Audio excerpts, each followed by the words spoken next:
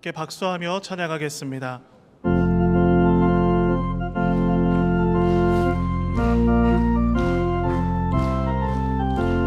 목마른 내 영혼 주가 이미 허락한 그 귀한 영생수 주여 갈망합니다. 그 약속 따라서 힘써 간구하오니 오 주여 내 기도 어서 들어주소서. 예수의 사랑 예수의 사랑 바다 물결같이 내게 임하니 영광의 물결에 온전히 쌓여서 내 영혼의 기쁨 한량 없도다. 주 내게 약속한 금비 내려주시려 은혜의 저 구름 건너편에 떠올라 그 귀한 징조가 내게 밝히 보이니 나 힘을 다하여 주께 간구합니다. 예수의 사랑 예수의 사랑 바다 물결같이 내게 임하니 영광의 물결에 온전히 쌓여서 내 영혼의 기쁨 한량 없도다. 그대의 소낙비 지금 흡족히 내려 구원의 큰 강물 흘러 차고 넘쳐서 내 주와 모든 죄 모두 씻어버리니 나 지금 은혜를 충만하게 받았네. 예수의 사랑 예수의 사랑 바다 물결같이 내게 임하니 영광의 물결에 온전히 쌓여서 내 영혼의 기쁨 한량 없도다. 그 차고 넘치는 주의 은혜의 물결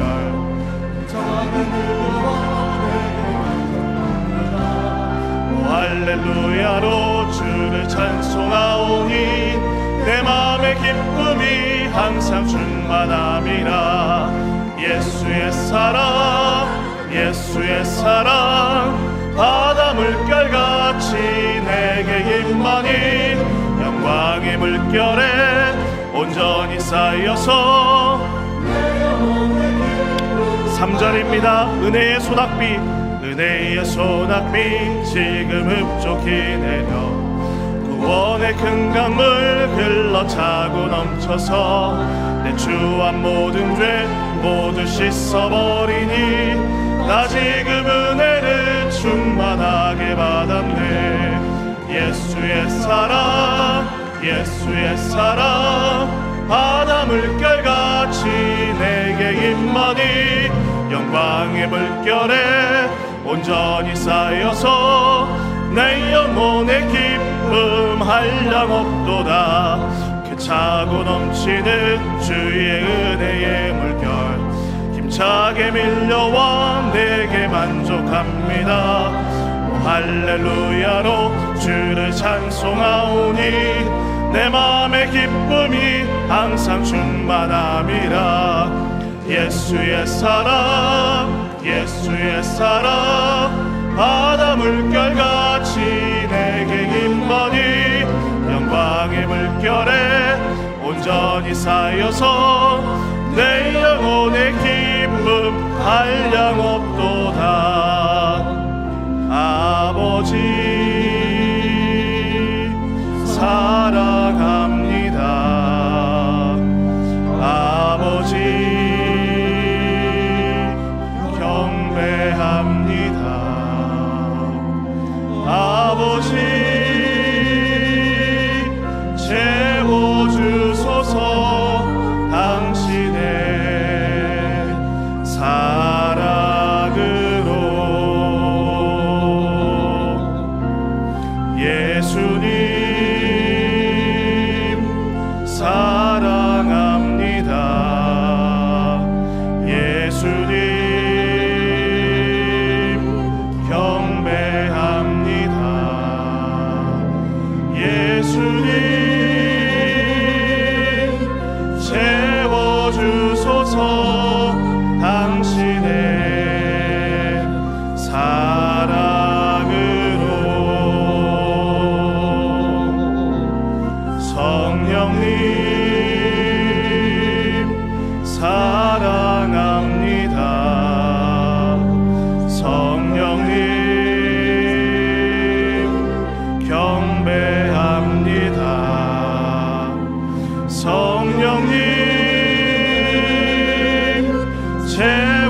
채워주소서. 당신의 능력으로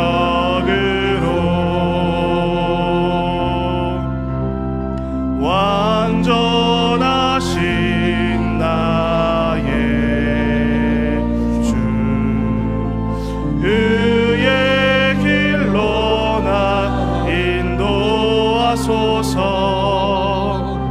행하신 모든 일 주님의 영광 다 경배합니다.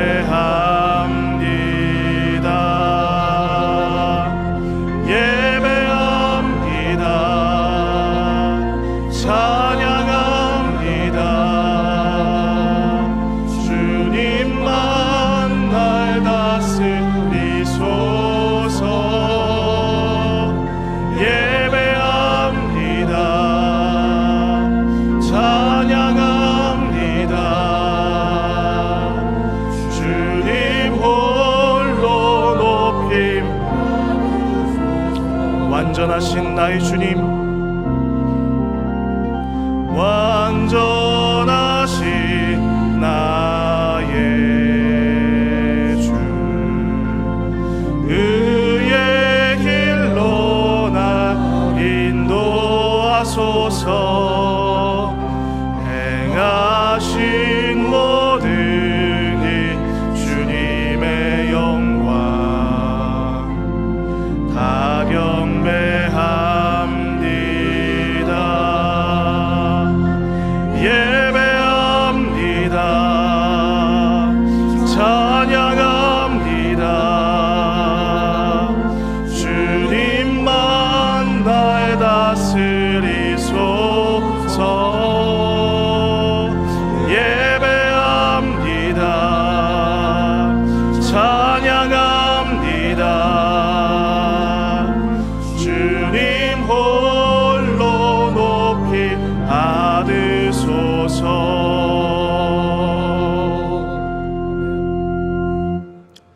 다 같이 일어나겠습니다.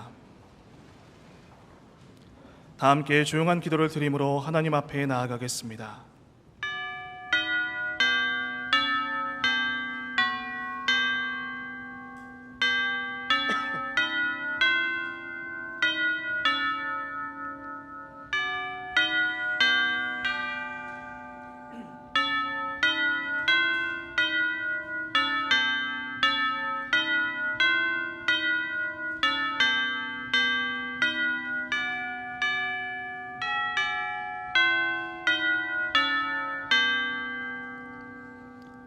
하나님이여, 나의 하나님이여, 내가 수금으로 주를 찬양하며 나의 큰 기쁨의 하나님께 이르리이다. 환난 날에 나를 부르라. 내가 너를 건지리니 내가 나를 영화롭게 하리로다. 아멘.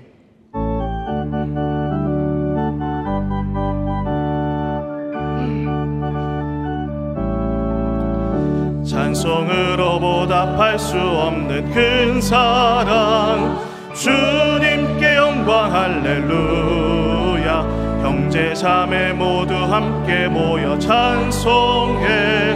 주님께 영광 할렐루야.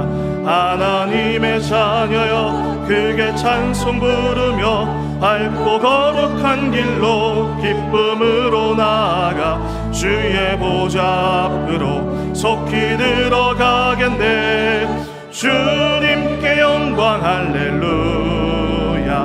우리 받은 주님 은혜 한량 없도다. 주님께 영광 할렐루야.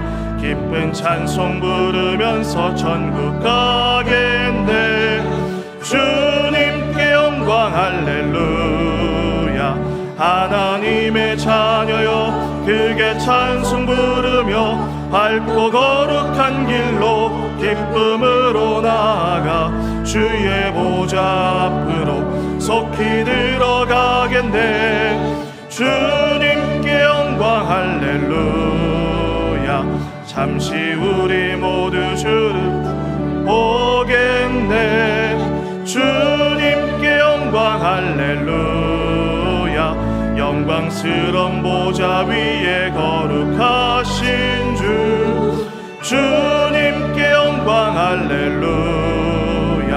하나님의 자녀여 크게 찬송 부르며 밝고 거룩한 길로 기쁨으로 나아가 주의 보좌 앞으로 속히 들어가겠네. 주님께 영광 할렐루야.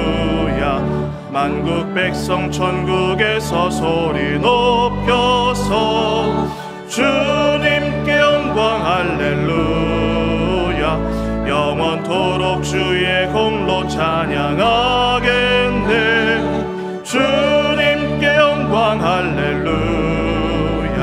하나님의 자녀여 크게 찬송 부르며 밝고 거룩한 길로 기쁨으로 나아가 주의 보좌 앞으로 속히 들어가겠네.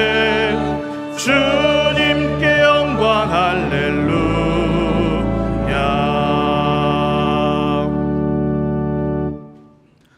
나는 전능하신 아버지 하나님 천지의 창조주를 믿습니다. 나는 그의 유일하신 아들 우리 주 예수 그리스도를 믿습니다. 그는 성령으로 잉태되어 동정녀 마리아에게서 나시고 본디오 빌라도에게 고난을 받아 십자가에 못 박혀 죽으시고 장사된 지 사흘 만에 죽은 자 가운데서 다시 살아나셨으며 하늘에 오르시어 전능하신 아버지 하나님 우편에 앉아 계시다가 거기로부터 살아있는 자와 죽은 자를 심판하러 오십니다. 나는 성령을 믿으며 거룩한 공교회와 성도의 교제와 죄를 용서받는 것과 몸의 부활과 영생을 믿습니다. 아멘. 우리 박수하며 찬양합니다. 선한 목자 되신 우리 주 항상 인도하시고 푸른 풀밭 좋은 곳에서 우리 먹여주소서. 선한 목자 구세주여 항상 인도하소서. 선한 목자 구세주여 항상 인도하소서. 양의 문이 되신 예수여 우리 영접하시고 길을 잃은 양의 무리를 항상 인도하소서. 선한 목자 구세주여 기도 들어주소서. 선한 목자 구세주여 기도 들어주소서.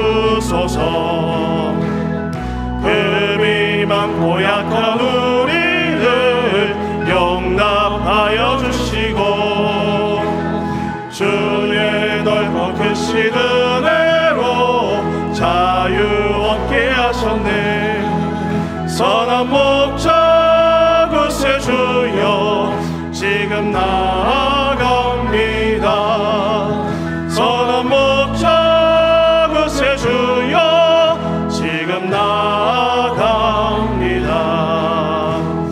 일찍 주의 뜻을 따라서 살아가게 하시고 주의 크신 사랑 베푸사 따라가게 하소서. 선한 목자 구세주여 항상 인도하소서. 선한 목자 구세주여 항상 인도하소서.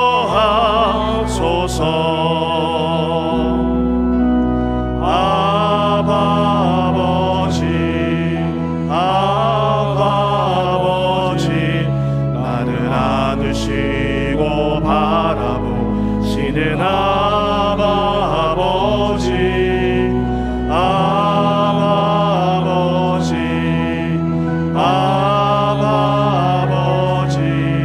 나를 도우시고 힘주시는 아버지. 주는 내 마음을 지시고 볼 수 없는 상처 만지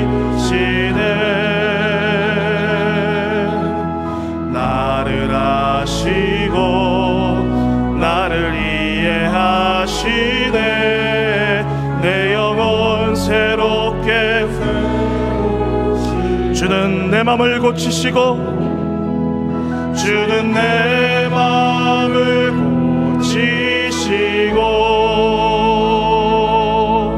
볼 수 없는 상처 만지시네. 나를 아시고 나를 이해하시네. 내 영혼 새롭게 세우시네.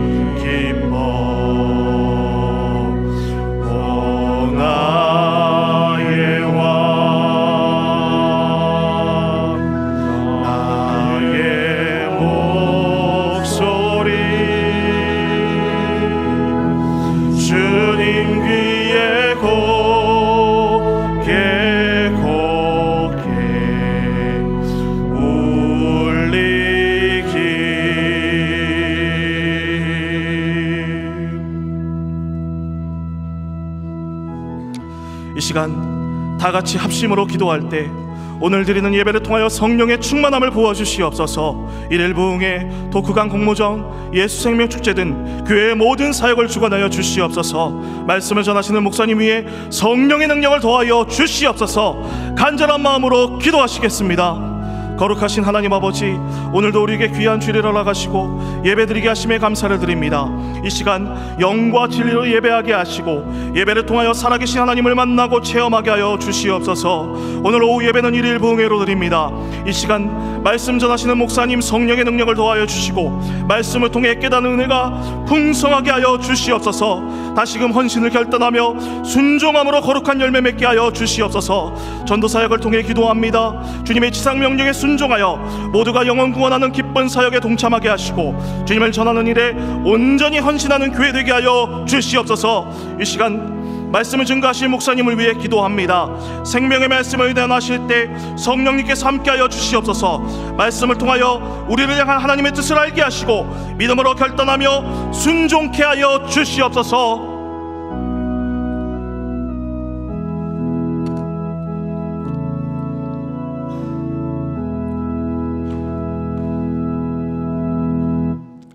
사랑과 은혜가 충만하시고 거룩하신 하나님 아버지의 은혜를 감사합니다.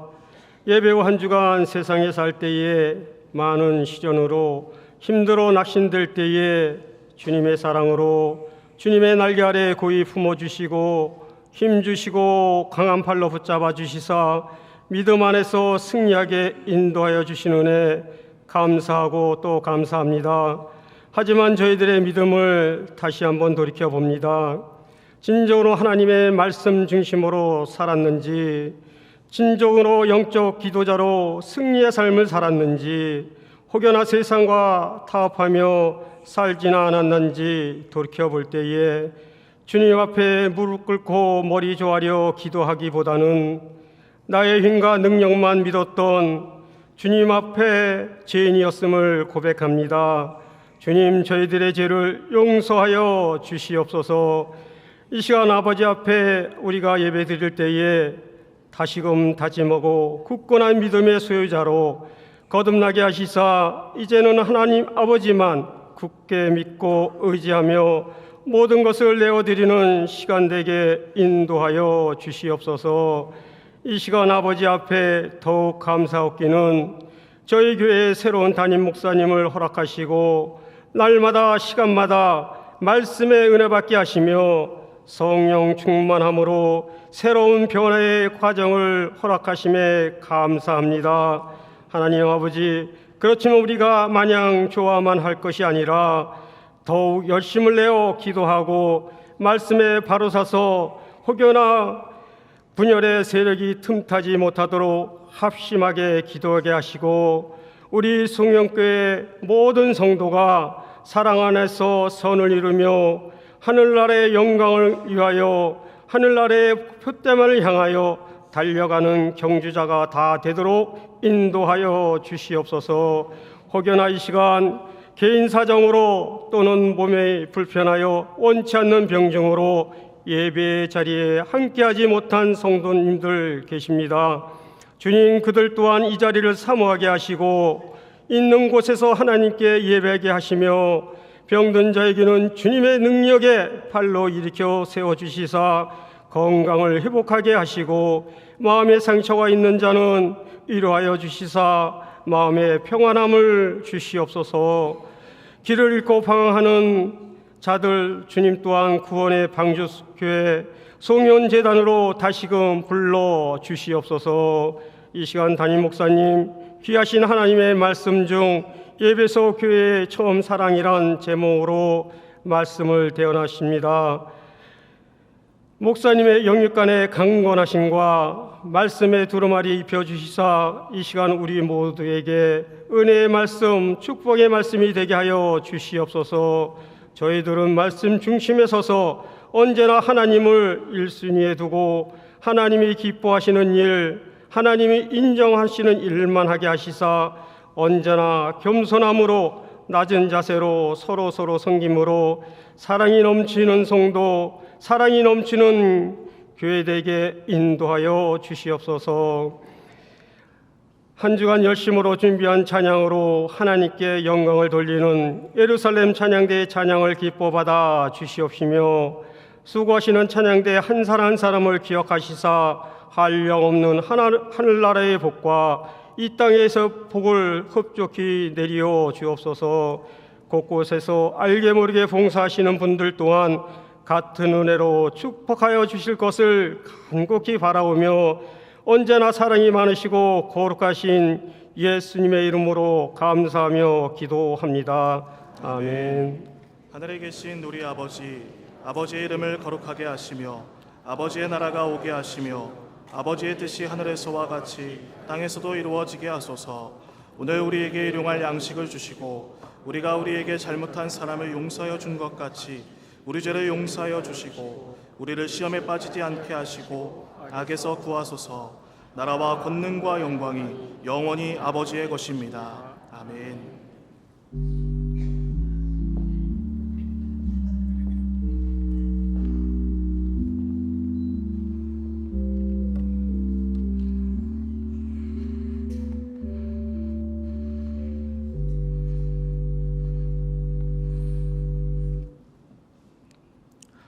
오늘 우리에게 주시는 하나님의 말씀은 요한계시록 2장 1에서 7절 신약 400쪽입니다.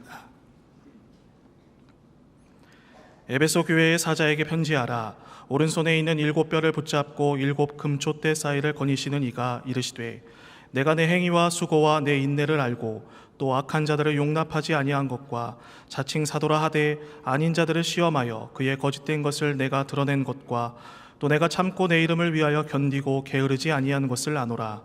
그러나 너를 책망할 것이 있나니 너의 처음 사랑을 버렸느니라. 그러므로 어디서 떨어졌는지를 생각하고 회개하여 처음 행위를 가지라. 만일 그리하지 아니하고 회개하지 아니하면 내가 내게 가서 내 촛대를 그 자리에서 옮기리라. 오직 내게 이것이 있으니 내가 니골라당의 행위를 미워하는도다. 나도 이것을 미워하노라. 귀 있는 자는 성령의 교회들에게 하시는 말씀을 들을지어다. 이기는 그에게는 내가 하나님의 낙원에 있는 생명나무의 열매를 주어 먹게 하리라. 아멘.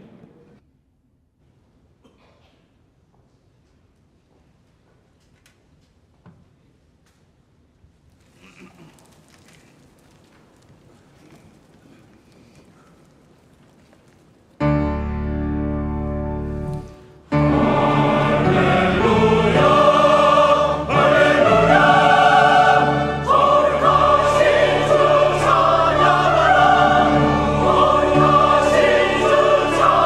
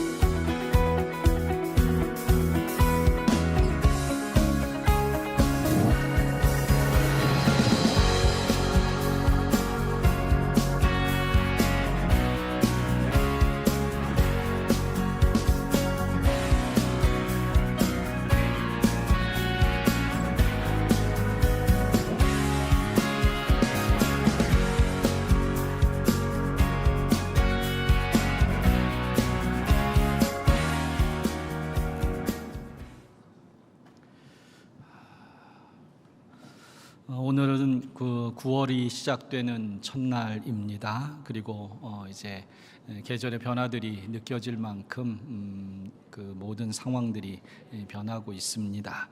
9월을 시작하는 오늘부터 저는 몇 주간에 걸쳐서 계시록에 있는 교회, 7교회의 이야기를 나누고자 합니다.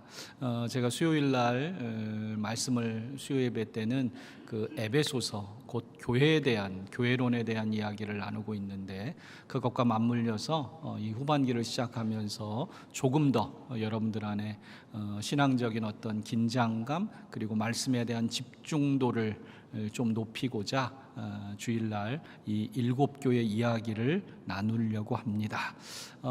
조금 딱딱한 부분도 제법 있고요. 그리고 또 그 안에서 또 우리가 좀 불편한 그런 말씀의 내용들도 있습니다. 하지만 우리의 신앙을 좀 잘 만들어 간다라는 관점 그렇게 좀 생각하면서 열매를 바라보며 이 말씀들에 좀 집중하는 시즌이 될 수 있기를 부탁드립니다.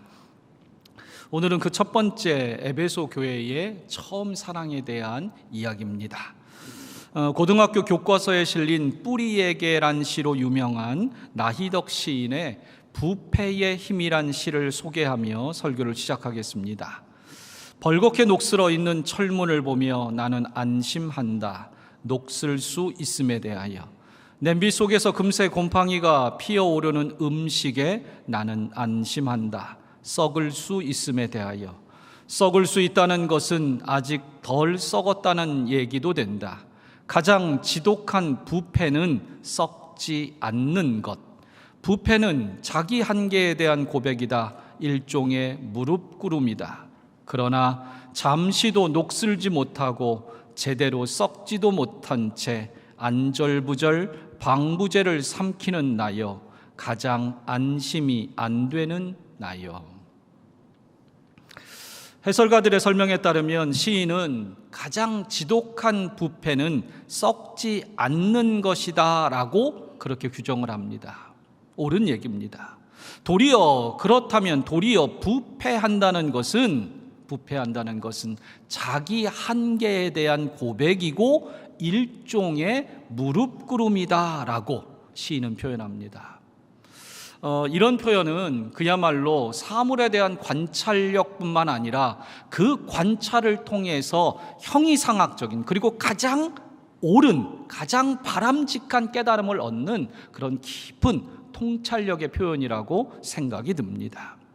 이토록 시인은 이 시에서 부패를 오히려 긍정하고 있는 것만 같습니다. 하지만 부패를 그가 긍정하는 이유는 녹슬고 썩을 수 있음의 가치를 새로운 관점에서 깨달았기 때문입니다. 오늘 시인은 역설적이게도 시의 제목을 부패의 힘이다라고 말하고 있습니다. 저는 이 부패의 힘이 부패시키는 힘이기도 하지만 부패할 수 있는 힘이기도 하다라고 저는 그렇게 이해하고 싶습니다. 그런 점에서 오히려 시인은 세상과 자신에 대해서 내가 부패하고 내가 썩어졌기 때문에 오히려 소망이 있다, 내가 오히려 가능성이 있다라고 보는 것만 같습니다. 저는 이 시인의 이 관점에서 오늘 말씀, 아니 앞으로 보게 될 이 요한계시록의 7교회 이야기를 보려고 합니다. 즉 이 모든 7교회들이 다 칭찬을 받은 건 아닙니다. 그렇다고 다 책망만 받은 것은 아닙니다. 그런데 더 중요한 점은 주님께서는 그 7교회, 때로 책망도 하고 책망과 격려도 하고 이런 교회들을 전부 다 사랑하고 계시다는 겁니다. 이 교회들을 책망하지만 버리기 위한 책망이 아니라 쓰시기 위한 기다림과 책망이라는 점입니다. 그런 점에서 오늘 주님께서 우리의 부패에도 불구하고 기대와 희망의 말씀을 주고 있다라는 그러한 관점으로 저는 오늘부터 보고자 하는 말씀들을 여러분과 나눌 것입니다. 요한계시록은 마지막 때가 고난과 박해의 때가 될 것이라며 성도를 두렵게 하려는 그러한 책이 결코 아닙니다. 오히려 곧 임할 하나님의 나라, 지금은 고난과 핍박이지만 반드시 다시 오시는 그 주님, 그 주님에 대한 그리고 천국에 대한 환상을 보여주므로 다시금 하나님에 대한 기대와 위로를 삼으라는 그 말씀으로 우리는 알아야 하는 겁니다. 하나님은 악한 세상을 사는 우리를 포기하거나 버리시지 않습니다. 오히려 우리가 부족하고 연약하고 넘어지는 것을 잘 아시는 주님께서는 사랑하시되 때로 책망으로 일깨우시거나 곧 임할 하나님의 나라를 보여주시며 믿음으로 꼭 이겨내라고, 꼭 이기는 자가 되라고 우리를 응원해주고 계십니다. 요한계시록은 BC 95년경 기록되었는데 이때는 로마 도미티아누스 황제 때로 2차 기독교 대박해가 있던 시기라고 교회사는 정리를 하고 있습니다. 이 박해는 교회의 지도자들에게 먼저 닥쳤는데요, 당시 교회를 대표하는 영적 지도자는 예수님의 제자인 사도 요한이었습니다. 요한은 80세를 넘긴 노년이었고 바울이 개척하고 디모데가 목회하다 순교했던 에베소 교회의 3번째 목회자로 섬기고 있었습니다. 로마는 유대인들의 거짓 고발을 빌미로 요한을 잡아 반모 섬에 가두었습니다. 요한이 잡혀가자 에베소 교회뿐 아니라 각 지역의 성도들은 더욱 큰 두려움에 휩싸였습니다. 이 두려움은 두 가지의 모습으로 성도들의 그 모습이 나타나는데요. 먼저는 주님의 재림과 종말을 의심하며 배교하는 사람들이 나타났고요. 또 한편으로는 주님의 재림이 진짜 임박했다라는 그러한 신앙적인 결단을 통해 극단적인 종말론의 모습으로 어쩌면 세상과 멀어지고 유리되고 등지는 모습으로 나타나기도 했습니다. 요한계시록은 이런 양극단, 배교와 극단의 종말론, 이 두 모습을 하고 있는 교회, 그리고 박해와 어려움이 있었던 그 시기를 배경으로 하고 있습니다.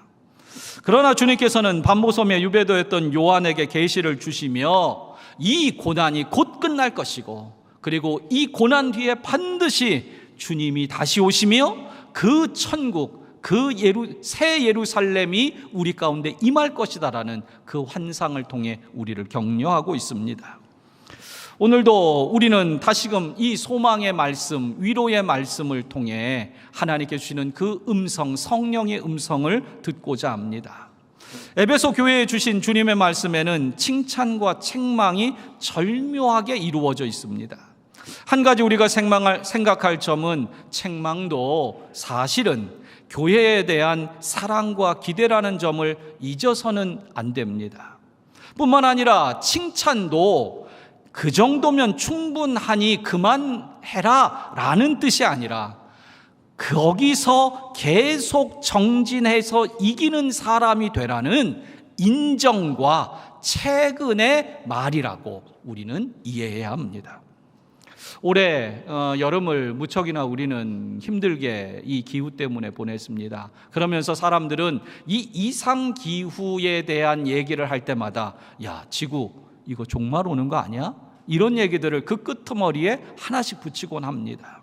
여러분, 세상 사람들은 이상기후, 기후의 이상을 보며 지구의 종말을 말하지만 우리는 이 세상의 기후가 아니라 하나님의 말씀, 약속의 말씀, 그리고 계시된 이 말씀을 통해 우리는 시대를 분별해야 됩니다. 여러분, 오늘 우리는 이 7교회에게 주신 말씀을 통해 이 땅에 있는 교회의 정체성과 사명, 그리고 마지막 때를 사는 우리들의 신앙을 돌아보는 그러한 시간 삼고자 합니다. 함께 나눌 때에 앞으로 몇 주간 좀 아예 저는 대놓고 얘기하겠습니다. 좀 딱딱한 불편한 말씀일 수 있습니다. 그러나 이 말씀은 우리의 힘입니다. 먼저 주님께서는 에베소 교회의 신앙생활을 칭찬하며 말씀을 시작합니다. 2절입니다. 내가 내 행위와 수고와 내 인내를 알고 라고 되어 있습니다. 이 문장은 헬라어 원문대로 직역하면 내가 내 행위 곧 내 수고와 내 인내를 안다라고 그렇게 하는 게 맞습니다. 즉 행위에 대한 것이 먼저고 그 행위가 구체적으로 어떤 행위냐? 수고한 행위와 인내한 행위가 그 안에 들어있다는 겁니다. 여러분, 신앙생활은 마음과 생각에서 시작되지만 사실 행동이 신앙입니다. 예를 들어 집에서 아무리 예수님을 생각하고 성도를 생각한다고 말해도 교회에 나와 예배하고 성도와 교제하는 행위가 없다면 그것은 수고나 인내의 행위가 될 수 없습니다. 여러분, 오늘 우리는 분명히 알아야 합니다. 분명히 알아야 됩니다. 신앙은 생각이 아니라 생활까지여야 합니다. 생활까지요. 주님은 오늘도 우리들의 믿음의 행위, 그 모든 살아온 신앙의 행위를 안다고 말씀합니다. 특별히 저도 이 주님의 말씀을 빌어서 여러분들을 좀 칭찬해 드리고 싶습니다. 제가 거의 20년 가까이 되는 시간을 떨어져 있다가 왔지 않습니까? 예, 갑자기. 예. 그런데 제가 참 고마운 게 그때 집사님으로 충성하던 분이, 열심을 내던 분이 지금 권사님이라는 직함으로, 이름으로 충성하고 계시더라고요. 그때 청년으로 수고했던 분이 지금은 아기 데리고, 다윗부인가요? 다윗부? 거기에서 수련회를 왔더라고요. 얼마나 고마운지요. 그리고 그때 찬양대로 열심히 찬양하던 분들이 지금도 이 자리에서 정말 목숨을 다하여 찬양하는 모습을 보면 얼마나 은혜가 되는지 모릅니다. 저도 여러분들에게 이 말씀 그대로 여러분들을 칭찬해 드리고 싶습니다. 여러분, 여러분의 행위, 여러분들의 수고와 여러분들의 인내를 주님이 아십니다. 너무 수고하셨습니다. 그렇게 새벽마다 예배 때마다 일마다 하나님 나라와 교회를 위하여 섬겨온 성도님들의 수고와 인내의 행위를 주님이 아신다는 겁니다. 그러면서 2절과 3절에 에베소 교회 성도들이 어떤 수고와 인내의 행위를 했는지 구체적으로 언급하는데, 악한 자들을 용납하지 아니한 것과 자칭 사도라 하되 아닌 자들을 시험하여 그의 거짓된 것을 드러냈다라고 말합니다. 이 에베소 교회는 참 좋은 조건들을 많이 갖춘 교회입니다. 특별히 이 교회는요, 좋은 목회자들을 통해서 잘 양육받은 교회입니다. 또한 양육받았을 뿐만 아니라 그 시기에 교리적으로 그런 단단한 믿음을 가지고 있었기에 거짓 교사나 잘못된 지도자들을 용납하지 않고 분별해냈다는 겁니다. 특히 오늘 본문 6절에 보면 니골라당이라는 사람들이 이 에베소 교회가 싸워야 했던, 분별해야 됐던 대표적인 어떤 단체, 그런 그 사람들로 그렇게 규정을 하고 있습니다. 이 니골라당이라는 용어는 뒤에 나오는 버가모 교회에서 한 번 더 등장하는데요, 성경에 단 2번 언급되는 것이 이 요한계시록 교회들 얘기 속에서 나옵니다. 그렇다면 이 니골라당이 초대교회에 굉장히 많은 어려움과 공격을 했던 것이 사실입니다. 성경학자들은 이 당의 시작이 사도행전 6장에 나오는 7집사 중 한 명으로 등장하는 니골라가 끝내 신앙을 버리고 배교해서 교회 안에 심각한 이단 사상을 만들어낸 것으로 추정합니다. 더불어 저는 이 이름이 갖는 의미도 주목해 볼 필요가 있다고 생각합니다. 왜냐하면 주석학자들은 이 계시록은 사건, 팩트를 나열한 그런 책이 아니라 상징과 비유들로 가득한 책입니다. 그런 점에서 이 니골라 당이라고 불리우는 그 이름에 대한 의미도 우리가 생각해 볼 필요가 분명히 있다는 거 지적합니다. 여기 니골이라는 말은 전염시키다라는 뜻이고요, 라는 라오스의 줄임말로 백성이라는 뜻입니다. 따라서 니골라란 백성을 전염시키다라는 해석이 됩니다. 그런데 이 니골라라는 이 단어를 구약 성경의 언어인 히브리어로는 발람이라는 단어가 됩니다. 니골라라는 말이 히브리어 구약 성경의 발람이 되는데, 발람이라는 말은 어디서 들어보실 것 같죠? 예, 구약 성경에 나오는 돈에 매수되어서 이스라엘 백성들을 저주했던 그 선지자가 바로 발람 선지자입니다. 그래서 성경학자들은 이 니골라라는 이름과 발람을 연결시키며 그 시대에 이 에베소라는 도시에 이 니골라 당이 얼마나 악한 세력의 근거지였는지를 지적합니다. 여러분, 이 니골라가 에베소라는 도시에 있었다라는 것이 연결이 될 수밖에 없어요. 왜냐?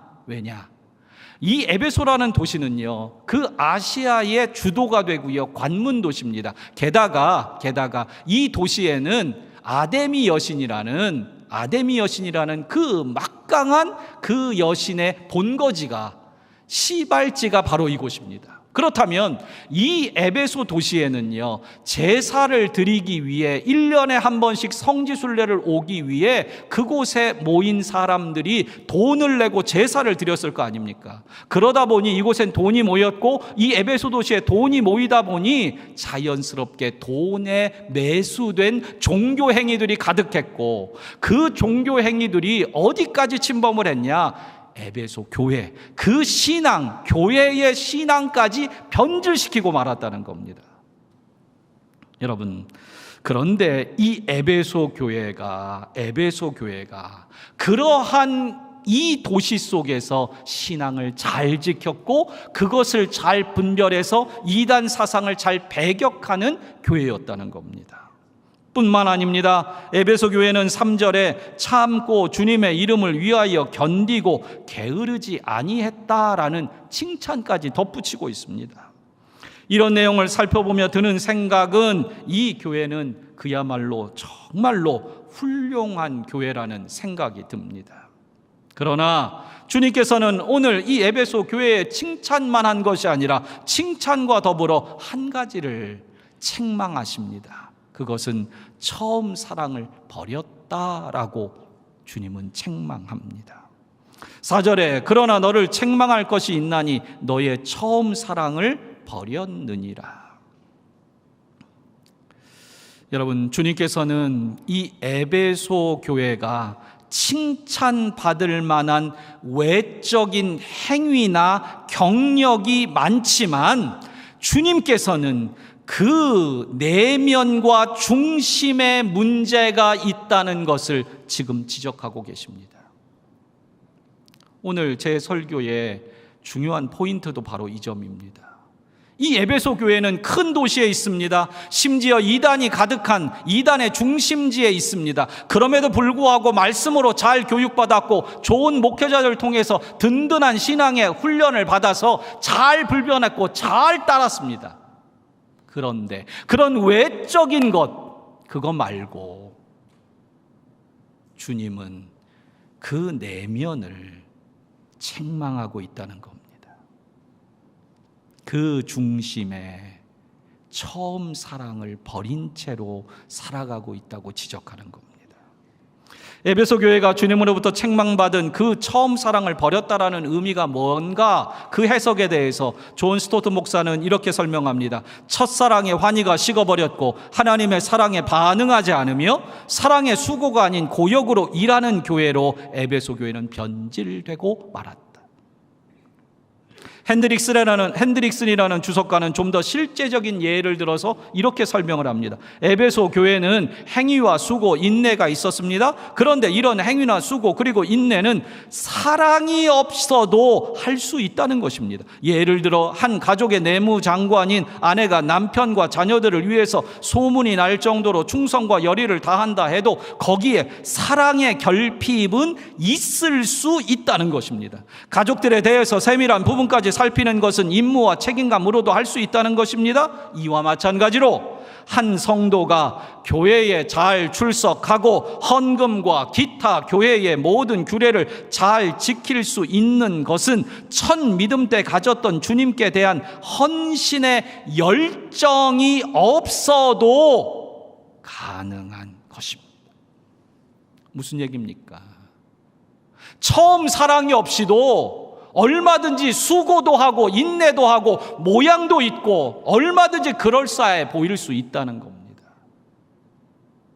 여러분, 오늘 우리는 이 처음 사랑, 주님이 지적하는 내면, 중심, 여기를 살펴야 진짜 신앙을 돌아보는 겁니다. 외적인 거 말고요. 남들이 그럴싸하게 보는 거 말고요. 처음 사랑, 내 내면을 바라봐야 합니다. 오늘 본문의 처음 사랑이라는 이 의미를 어떻게 해석할까에 대해서도 보통 성경학자들은 두 가지 해석합니다. 하나는 이 처음 사랑은 내가 주님을 사랑했던 처음 사랑, 그렇게도 해석을 합니다. 또 다른 하나는 예수님께서 나에게 주신 처음 사랑. 사실 관점은 주어만 다를 뿐이지 관점은 비슷합니다. 중요한 건 내게 다 처음이라는 거예요. 내게 다 처음이었어요. 여러분에게도 이 처음 사랑이 있었을 겁니다. 내가 주님을 처음 사랑했을 때, 그리고 주님께서 내게 그 사랑을 처음 주셨을 때의 그 사랑 기억나십니까? 못 잊지요. 잊을 수가 없지요. 그걸 어떻게 잊어요? 그 처음 사랑을. 그런데 주님은 지금 에베소 교회를 향하여 너희가 외형도 잘 갖추고 너희는 좋은 목회자도 거쳐갔고 너희는 이 각박한 이 큰 도시에서 이 돈이 휘둘르는 이 세상 속에서 너희가 잘 지켜왔다. 그러나 너희에게 책망할 게 있는데 너희 속에 그 처음 사랑 너희가 버렸다. 여기 버렸다라는 이 단어는 헬라어로 아피에미라는 단어인데 이 단어는 보내다, 떠나보내다, 소홀히 하다, 포기하다라는 뜻까지 의미가 확장되어 있습니다. 그렇다면 이 문장을 의역하면 너에게 있던 처음 사랑을 네가 떠나보냈다는 거, 버렸다라는 얘기는 네가 떠나보냈다라는 겁니다. 그냥 흘러가 버린 것이 아니에요. 어쩌다 보니 잃어버린 게 아니에요. 오히려 네가 처음 사랑을 잃었다라고 얘기하면 낫겠어요. 그런데 버렸다라고 주님은 지적하는 겁니다. 그렇다면 이것은 어쩌다 잃어버린 것이 아니라 스스로 소홀히 여긴 나머지 심지어 내가 그거 없어도 돼 라고 포기해버렸다는 겁니다. 여러분, 우리가 아는 이 에베소 교회는 너무도 좋은 목회자들을 통해 잘 배우고 살아왔습니다. 그런데 그러한 외형을 잘 갖춘 교회였건만 얼마든지 이단도 분별할 수 있을 만큼 그런 신앙의 교리도 단단했건만 주님은 그 칭찬만 하고 계신 게 아니라 본질을 얘기하는 겁니다. 너희 안에 사랑이 없다는 겁니다. 주님이 주신 처음 사랑을 버렸고 주님을 향해 품었던 너희들의 처음 사랑을 소홀히 했다는 겁니다. 그리고 이제 주님께서는 그 처음 사랑을 회복할 처방을 이어서 말씀합니다. 5절입니다. 어디서 떨어진 것을 생각하고 회개하여 처음 행위를 가지라 라고 말씀합니다. 이 5절에서 몇 단계가 중요합니다. 첫 번째는 어디서 떨어졌는지를 생각하는 일입니다. 이게 먼저입니다. 여러분, 우리는 자꾸 어떤 종교적인 행위를 하면서 내가 아무 일 없는 듯 살고 있습니다. 이게 참 문제예요. 내가 어떤 반복된 행위를 계속하고 있으면 내가 거기에 있는 그 정신과 그 마음을 가지고 있다고 착각합니다. 교회에 출석하고 있다고 주님을 사랑하는 게 아니라는 걸 객관적으로 아는데 그 아는 것을 내가 착각해요. 예배드리고 있는 게 주님을 사랑하는 게 아닐 수 있다는 걸 아는데 예배드리는 한 시간으로 주님을 사랑하고 있다고 착각한다는 거예요. 여러분, 오늘도 우리는 생각해야 합니다. 어디서 떨어졌는지 나만 알아요. 행위는 있는데, 종교적인 행위는 있는데 사랑이 빠진 그 빈 껍데기 신앙을 내가 알아요. 여러분, 오늘도 우리는 생각에서부터 시작해야 됩니다. 그리고 그 생각을 통해 깨달아야만 합니다. 그리고 그 다음 회개하라고 하십니다. 이 회개는 처음 사랑으로 내 마음이 가득해지는 변화입니다. 처음 사랑으로. 그리고 나서 5절 끝에 예수님은 처음 행위를 가지라고 말합니다. 오늘 본문에 보면요, 행위라는 말이 3번이 반복이 되는데요, 예수님은 특별히 5절에서 이 처방을 얘기하면서 어디서 떨어진 것을 생각하고 회개하여 처음 사랑을 가져라라고 말하지 않아요. 처음 행위를 가지라고 말합니다. 그렇다면 우리는 생각해야 됩니다. 여기 처음이라는 단어의 의미도 먼저 우리는 생각해야 합니다. 이 처음이라는 단어는 2번 다 헬라어 프로토스인데 이것은 순서상 처음을 의미하기도 하고 동시에 최상이라는 뜻도 담고 있습니다. 즉, 우리는 최상의 사랑을 회복해야 되고 최고의 행위를 다시 찾아야만 합니다. 여러분, 중요한 점은요, 처음 사랑을 버렸는데 주님은 처음 행위를 가지라고 말합니다. 그렇다면 그렇다면 처음 사랑과 처음 행위는 연결될 수밖에 없는 거예요. 왜냐? 처음이라는 공통 단어가 들어가기 때문에. 그렇다면 저는 이렇게 이해합니다. 처음 사랑으로 하는 행위가 처음 행위일 수 있다는 거예요. 다시 한번 풀어드립니다. 여러분, 예를 들어 내가 수십 년 교사를 해왔습니다. 수십 년 찬양대를 합니다. 제가 수십 년 목회자로 설교를 합니다. 그런데 처음 사랑의 마음, 처음 사명의 뜨거운 마음 없이 그 수십 년을 해왔다면, 처음에는 그러지 않았겠지요. 처음에는 뜨겁게, 처음에는 사랑으로, 처음에는 사명으로 했겠지요. 그런데 어느 시점인지 모르는데 어느 때부턴가 행위만 남은 거예요. 처음 사랑은 없고 행위만 남았어요. 그렇다면 처음 사랑이 빠진 행위는 처음 행위일 수가 없다는 얘기입니다. 저는 이 말씀을, 처음 사랑이 빠지면 어떠한 행위를 하고 어떠한 수고를 하고 어떠한 인내를 하고 어떠한 업적을 내도 그것은 처음 행위일 수 없습니다. 이게 우리의 두려움이에요. 여러분, 오늘 교회는 처음 사랑을 회복해야 처음 행위를 가질 수 있습니다. 이걸 혼동하시면 안 돼요. 저의 두려움은 행위, 설교, 이걸 못할까봐가 아니라요. 내가 설교도 하고 내가 전도도 하고 얼마든지 교회 목양도 하는데 내 속에 성령으로 충만하지 못할까봐, 처음 그 사랑으로 충만하지 못할까봐 저는 그게 두렵습니다. 여러분들은 저를 바라보며 목사님 모습도 옛날 그대로고요, 목소리도 그대로고요, 그렇게 얘기하시잖아요. 그런데 만약 여러분들이 저를 보면 목사님 처음 사랑이 없네요 라고 저에게 말한다면, 여러분, 오늘 주님은 우리 교회의 역사도 칭찬하고 우리 교회의 좋은 목회자들도 칭찬하고 우리 교회의 수많은 좋은 조직도 칭찬하고 우리 교회에 있는 맨파워도 얼마든지 칭찬합니다. 이 인천 땅에 하나님의 복음과 역사를 나타냈던 수많은 그 수고의 행위와 인내의 행위를 다 칭찬하는데, 다시 말합니다. 너희가 처음 행위가 아니야. 왜요? 처음 사랑이 빠진 채로 하는 행위는 처음 행위가 될 수 없다는 겁니다. 주님은 그러한 교회를 향하여 말씀하기를 그 촛대를 그 자리에서 옮기리라 경고하십니다. 여러분, 주님은 교회 건물을 사라지게 하지 않아요.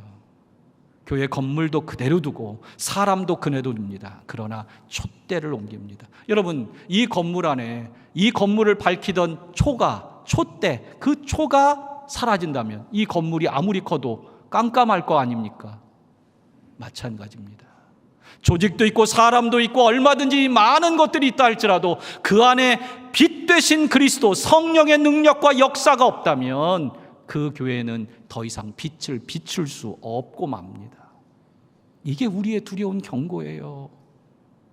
주님은 건물도 둘 거예요. 사람도 둘 거예요. 그런데 촛대는 옮겨가십니다. 그러면 교회의 빛은 사라집니다. 말씀을 맺습니다. 박노해 작가의 책 사람만이 희망이다에 보면 역사 앞에서라는 한 시가 있습니다. 그 시에는 이런 내용이 있습니다. 역사는 무서운 것이다. 당신의 사정이야 어떠하든 역사는 우리의 죽음 이후까지 시퍼렇게 기록합니다. 오늘 현실의 승리자가 되었다고 함부로 살지 마십시오. 오늘 현실의 패배자가 되었다고 함부로 걷지도 마십시오. 역사는 무서운 것입니다. 우리가 앞으로 어떻게 살다가 죽는가가 더 중요합니다. 처음이 나중을 결정하는 것이 아니라 나중이 처음을 결정한다는 것을 잊지 마십시오. 여러분, 처음 열심과 수고와 인내로 시작한 것은 얼마든지 칭찬받아 마땅합니다. 하지만 그 처음이 나중과 마지막을 향하고 있지 않다면, 변질된다면 결국 책망을 듣게 될 것입니다. 성도 여러분, 성령님께서 교회된 우리들에게 마지막 다시 한번 도전을 합니다. 이기는 그에게는 내가 하나님의 낙원에 있는 생명나무의 열매를 주어 먹게 하리라. 여러분, 신앙인은 오늘을 살지만 나중을 믿고 나중을 바라보며 나중을 목적하고 사는 겁니다. 오늘이 목적이 아니고 지금이 목적이 아니라 나중에 이겨서 받는 그 생명나무, 그걸 바라보는 거예요. 그러기에 그 나중을 바라보고 처음의 사랑을 간직하고 처음의 행위를 오늘도 수고하며 마지막 그날까지 처음 사랑으로 처음 행위를 끝까지 이어가는 그 신앙을 살아내는 겁니다. 사랑하는 성도 여러분, 오늘 우리 그 처음 사랑을 가지고 처음 행위를 행하는 우리 교회 되기를 바랍니다. 그렇게 나중을 바라보기에 오늘 이 처음이 달라지는 우리가 되기를 축복합니다. 기도하겠습니다. 살아계신 하나님 아버지, 우리의 나중, 우리의 마지막이 되시는 주님, 우리가 바라봅니다. 하나님, 이 처음 사랑 가지고 처음 행위를 반복하며 그 뜻대로 살아가게 하옵소서. 주님께서 기뻐하시고 주님께서 소망하는 그 일을 위하여 오늘도 살아가기 원하는데, 하나님 성령께서 오늘도 역사하시며 오늘도 그 거룩한 뜻으로 임하게 하옵소서. 힘들고 어려워도 끝까지 주님의 뜻을 감당해내는 우리들 되기를 원합니다. 하나님, 무엇보다 소망으로 이 모든 삶을 이뤄내게 하옵소서. 우리 안에 다시금 처음 사랑의 마음을 일으켜 주시는 그 도전과 은혜와 격려를 따라 오늘도 섬기는 우리들 다 되게 하옵소서. 축복하오며 예수 그리스도의 이름으로 기도드리옵나이다. 아멘.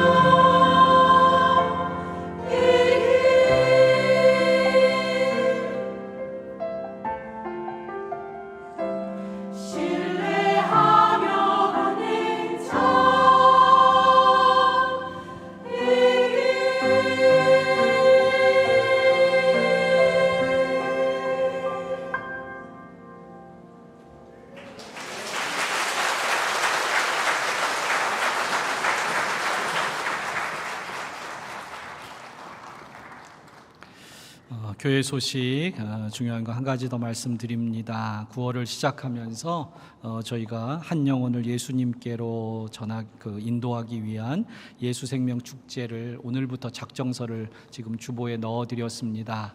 여러분 이거 꼭 가지고 기도하면서 한 영혼 꼭 작정합시다. 그래서 VIP 작정하셔서 29일까지 이번 달 마지막 주까지 내주시면 됩니다. 여러분 꼭 열매 있는 그 마음들로 함께 참여해 주시기를 부탁을 드립니다. 기도하겠습니다. 오늘 우리를 위하시는 주님의 사랑을 우리가 믿습니다. 버리기 위한 책망 아니라 쓰시기 위한 책망이고, 그렇게 우리를 채근해서 하나님의 온전한 사람으로 세워가시고 온전한 교회로 이루게 하시는데, 주님 오늘도 우리 안에 일하시는 그 주님을 믿습니다. 하나님, 연약하고 부족해도 다시금 주님 앞에 두 손 모아 예배하며 귀한 예물을 드립니다. 이 믿음대로 하나님 그 가정과 직장과 그 모든 일들마다 형통의 복으로 더하여 주시고, 여호와를 경외하며 주님께 묻고 아뢰며 주님의 뜻을 더듬어가는 그 모든 일들 속에 주님께서 도우시는 은혜로 아름답게 결실하게 하옵소서. 하나님, 때로는 아프고 힘든 과정들도 있겠지만 더욱더 주님 의지하게 하시고, 하나님 특별히 연약함 가운데 있어서 신음하고 병상에 있는 이들이 있사오니 치유하옵소서. 주님 처음 사랑을 다시 주사 그 삶 안에 회복의 은혜가 넘쳐나게 하옵소서. 교회 학교를 복주시고 하나님 그 사랑하는 자녀들이 정말 믿음 안에서 잘 자라고 생명을 간직한 아이들로 크게 하옵소서. 하나님 오늘도 주님 앞에 믿음으로 드린 예물마다 복주시고 그 행하는 모든 일들 속에 주님과 동행하는 이 믿음의 한 주간 되게 하옵시고, 또한 한 영혼을 위하여 기도하며 작정하고자 합니다. 주여 정말 주님을 사랑하는 마음으로 한 영혼을 긍휼히 여기게 하시고 품을 때마다 우리 안에 터지는 사랑, 터지는 열심이 가득하게 하옵소서. 축복하오며 예수 그리스도의 이름으로 기도드리옵나이다. 아멘.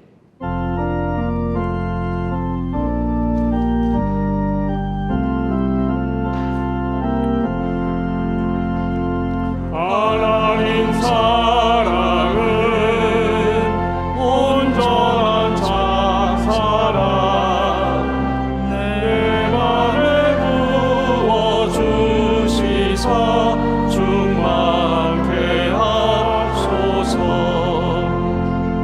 내 주님 참 사랑 햇빛과 같으니 그 사랑 내게 비추사 뜨겁게 하소서. 그 사랑 앞에는 풍파도 그치며 어두운 밤도 환하니 그 힘이 크도다. 하나님 사랑은 온전한 장사랑 외망과 영에 채우사 새 힘을 주소서.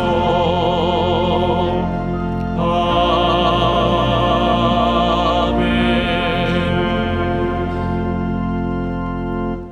이제는 우리 주 예수 그리스도의 은혜와 하나님 아버지의 포기하지 아니하시는 사랑하심과 성령의 감동 감화 인도보 교통하심이 오늘 처음 사랑을 가지고 날마다 처음 행위로 그렇게 주님 만나는 그날까지 평생을 다하여 주님을 사랑하며 섬기겠다고 결단한 여기 있는 모든 하나님의 백성들 위해 이제로부터 영원토록 함께 계시옵기를 간절히 축원하옵나이다.